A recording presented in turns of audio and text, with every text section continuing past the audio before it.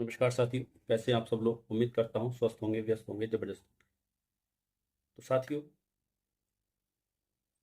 आज हम बात करेंगे कि आखिर छत्तीसगढ़ सरकार इतनी अपनी मनमानी पर क्यों तुली हुई है, इतनी तानाशाही पर क्यों तुली हुई है। आखिर उसको ये समझ क्यों नहीं आता कि माननीय supreme court, Chhattisgarh high court दोनों ने जब डीएड के फेवर में डिसीजन दे दिया है, उसके बाद भी सरकार अभी तक मौन है। कोई उधर से सरकार की तरफ से या शिक्षा विभाग के किसी अधिकारी की तरफ से कोई भी ऐसा निर्देश या कोई भी वक्तव्य नहीं आया है जो डीएड की नियुक्ति के लिए सकारात्मक कदम के रूप में देखा जा सके। तो साथियों, आज डीएड साथी सड़क पर उतरने के लिए मजबूर हो गए हैं और 2 अक्टूबर से उनका धरना चल रहा है। 2 दिन हो गए हैं और दोनों दिन आप समझिए कि जो वहाँ पे कल हम बात करें तो नवरात्रि का पहला दिन था, नवदुर्गा पूजन का। तो जो हमारी बहनें वहाँ पर, पात्र बहनें, डीएड जो बहनें हैं, वो वहाँ पर पूरे दिन भूखे रहीं। और मैं उन जो हमारे पुरुष वर्ग के साथी हैं उनकी बात करूँगा। उनमें भी बहुत सारे लोग ऐसे होंगे जिन्होंने वहाँ पर भूखे रह करके और पूरा दिन वहाँ पे धरना किया है। ऐसे में आपने देखा कि परसों भी तबीयत खराब हो गई थी कई लोगों की। एम्बुलेंस के द्वारा उनको जो है चिकित्सा के लिए भेजा गया था और कल भी ऐसा ही हुआ। कल भी जो है तबीयत खराब हुई। जो डीएड धरने पे बैठे हुए हमारे साथी थे और उनको भी फिर एम्बुलेंस के माध्यम से चिकित्सा के लिए भेजा गया। तो साथियों, ये सरकार इतनी मनमानी आखिर क्यों कर रही है, ये बात समझ से परे है। कि भाई आप ये देखिए कि आप क्या सुप्रीम कोर्ट, हाई कोर्ट सबसे ऊपर हैं, संविधान से ऊपर हैं। आप ये नहीं समझ रहे क्या ये आपके बच्चे नहीं हैं? क्या आपके बच्चे बीएड वाले ही हैं? अच्छा, फिर दूसरी ये बात बताइए, आप जो अपात्र लोग हैं, यानी मैं अपनी तरफ से अपात्र नहीं बता रहा, मैं लीगली तरीके से जिसको माननीय सुप्रीम कोर्ट ने, माननीय हाई कोर्ट ने अपने 3-3 डिसीजन में अपात्र घोषित कर रखा, उनसे आप बच्चों को पढ़वा रहे हैं। अरे आपको शर्म आनी चाहिए।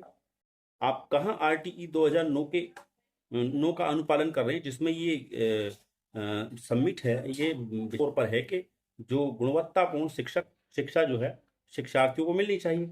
लेकिन आप उन अपात्र शिक्षकों से बच्चों को पढ़वा रहे हैं, तो आप कैसे आरटीआई के मानकों का पूरा कर रहे हैं? तो ये बहुत बड़ी शर्मनाक बात है। तो बिल्कुल भी डीएड साथियों का संज्ञान नहीं ले रही है, ना ही कोई उनसे मिलने आ रहा है। सरकार का कोई भी डेलीगेशन या नुमाइंदा कोई भी मिलने नहीं आ रहा है। तो साथियों, बात आगे भी जारी रखेंगे।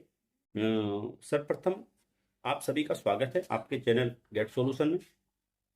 साथ ही निवेदन भी रहेगा कि जो चैनल पर पहली बार विजिट कर रहे हैं वो चैनल को सब्सक्राइब जरूर करें, क्योंकि हम लगातार छत्तीसगढ़ में डीएड के पक्ष में, या यूं कहिए हम जो न्याय है उसको लेकर के बार बार जो है हम आप लोगों के बीच छत्तीसगढ़ में। तो जरूरी ये है कि आप वीडियो में अंत तक बने रहें। और पहले ये आप जो धरने की और वहां पे जो कल यानी 3 अक्टूबर को जो उस पर कैसे तबीयत बिगड़ी है और क्या हमारे एक डीएड साथी अपना दर्द बयां कर रहे हैं और अपनी बात रख रहे हैं, उसको इस वीडियो क्लिप के माध्यम से आप देखिए। उसके बाद फिर हम फिर चर्चा में हाजिर होंगे।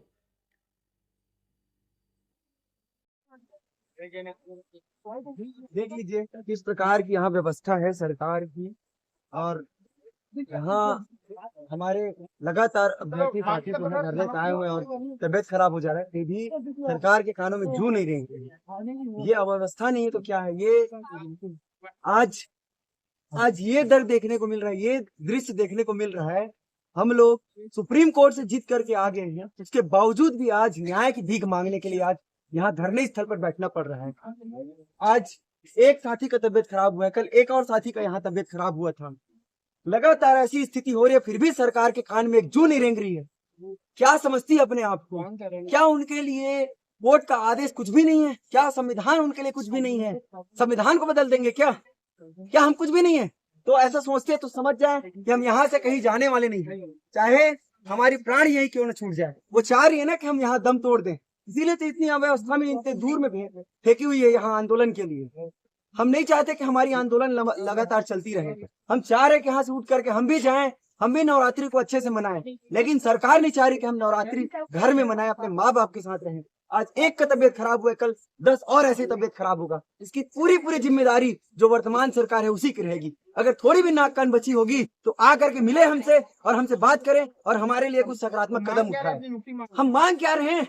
क्या मांग रहे हैं? संविधान में जो उल्लेखित है अपना अधिकार को लेकर के, उसी को लेकर के गए थे, उसी के तहत जीत हासिल किए, और जो कोर्ट ने कहा उसी की बात कर रहे हैं कि कोर्ट के आदेश की पालन कर लीजिए। फिर भी ये सरकार कोर्ट के आदेशों की लगातार अवहेलना कर रही है। यहाँ तक कोई एक अधिकारी भी नहीं पहुंचे हैं, कोई मेडिकल एक्सपर्ट भी नहीं पहुंचे हैं।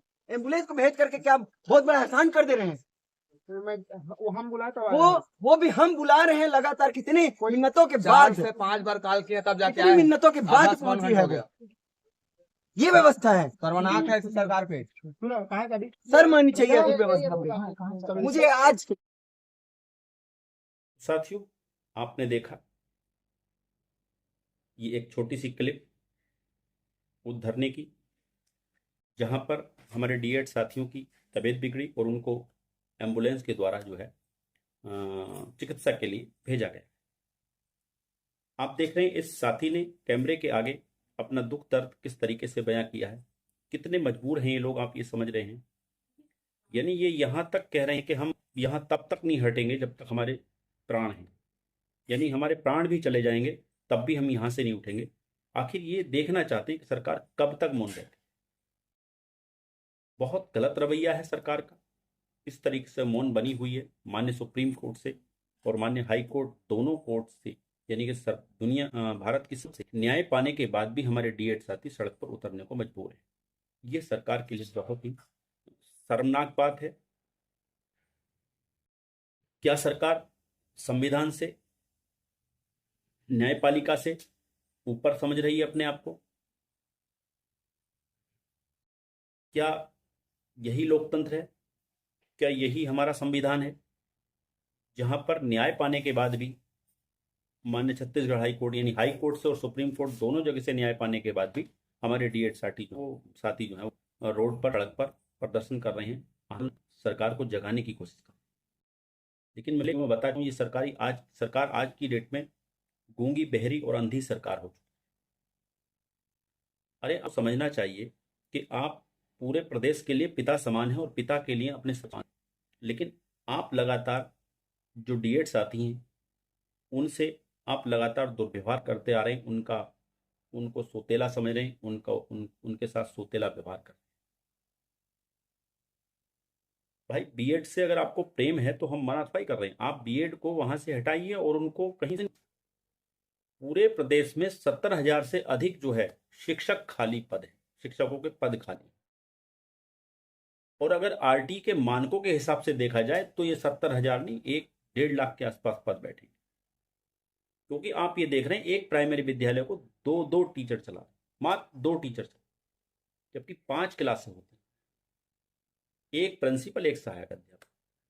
आप दे पा रहे हैं क्वालिटी एजुकेशन? अरे आरटी का जो नियम है उसके आधार पर क्वालिटी एजुकेशन की देने की बात क्या, 2 जगह उल्लंघन कर रहे हैं।